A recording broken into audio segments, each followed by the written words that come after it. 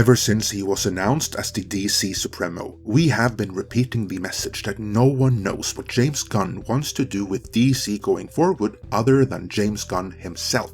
And up until the last few days, not even James Gunn knew if David Zaslav would allow him to do what he wanted. Case in point, only last week did The Hollywood Reporter claim that James Gunn would soon pitch his vision to David Zaslav, who would either sign off on it or demand changes. Presumably, since then he must have signed off on it, so only now are James Gunn's plans for DC real and happening. But for Henry Cavill and the legions of fans of his Superman, those plans got a little bit too real too fast, because Henry Cavill's Superman is no more. In this editorial, I will go through the news which just were broken, what that suggests about Gunn's plans, and how they may be received by the audience.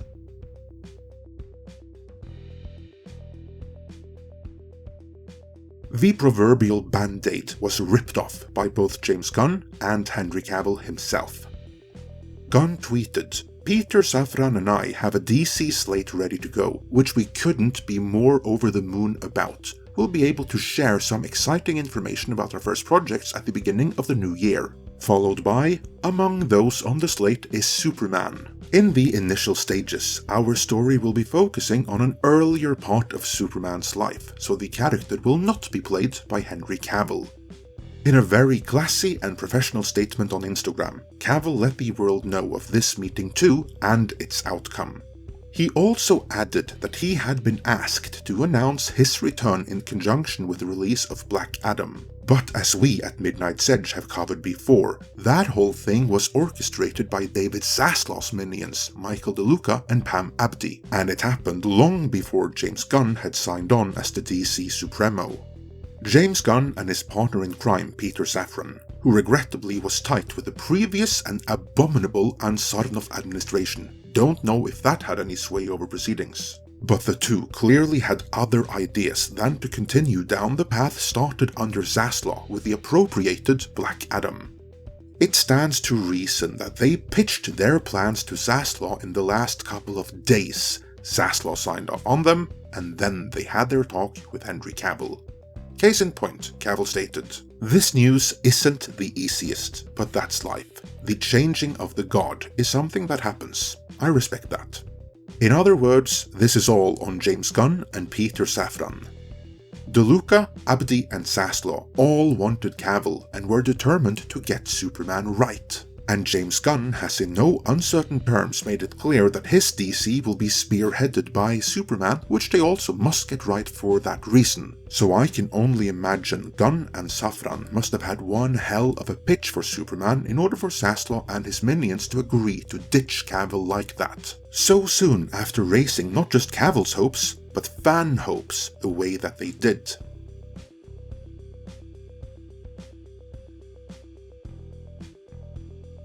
I've seen some fans who think that Henry Cavill left The Witcher for Superman, but you can rest assured that he did not.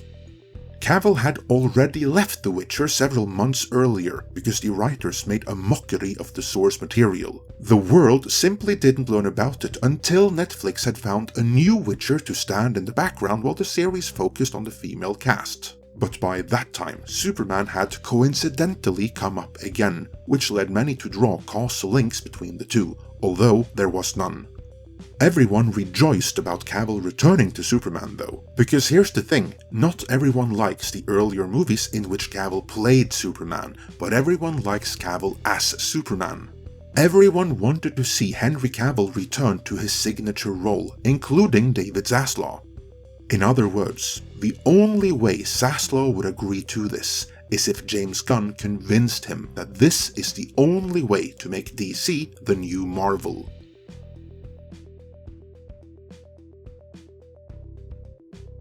This is just me speculating here, but this is now looking more and more like a hard reboot rather than the Wrath of Khan style soft reboot we thought we would be getting based on earlier statements.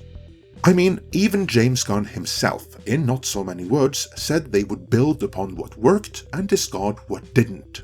Most people just assume that he included the casting of Henry Cavill as Superman in the "this worked" category, and would now, after long last, give him a Superman movie worthy of his talents. I certainly used to think that. Now, I'm more inclined to think that what Gunn actually meant was, we're gonna keep The Suicide Squad and Peacemaker, because those worked. Everything else has to go. And at this rate, I think everything else will go. I don't think The Rock will be back as Black Adam. I think that whole spiel that's been in the trades about how much money that movie lost was planted and used as a means to argue to Zaslav that the audience aren't behind this and it's time to let go and start over. I think The Rock retweeting another planted article about how much the movie was going to make was a desperate and ultimately failed attempt at challenging that. I think Gal Gadot's hopeful tweet was her way of saying, "Please don't fire me." I think Patty Jenkins is still a toxic person who set her future movies ablaze with her public statement, but she may have had a point in her claim that there was nothing she could do. Later on in this Twitter thread, Gunn even said they had spoken to Affleck about directing something, so chances are he's done as Batman, because Gunn didn't mention him in that capacity.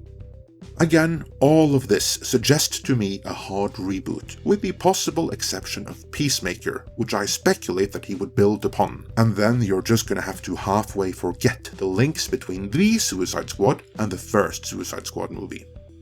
Gunn planning a total reboot would incidentally also explain why we suddenly stopped hearing reports about Amber Heard being removed from Aquaman 2, or even redoing The Flash without Ezra Miller. We heard multiple such reports before Gunn came into the picture, but chances are, with Gunn's new plans in motion, all of the movies in the can are creative dead ends anyway, so it isn't worth investing any more in them. Now it's about removing cameos and future promises, and then just dump them to recoup what it's possible to recoup before the Gunverse begins.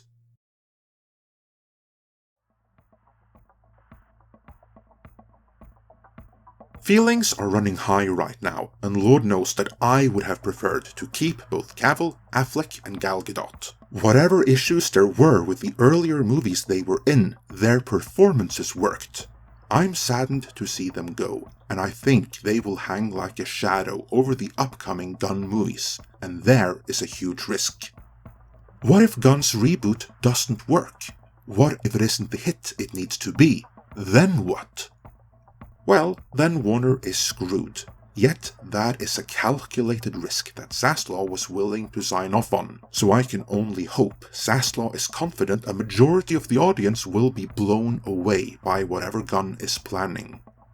As for me, I defer judgment until I see what Gunn has planned and his lineup of movies. I'm curious to see if Keanu Reeves' Constantine 2 is still on it.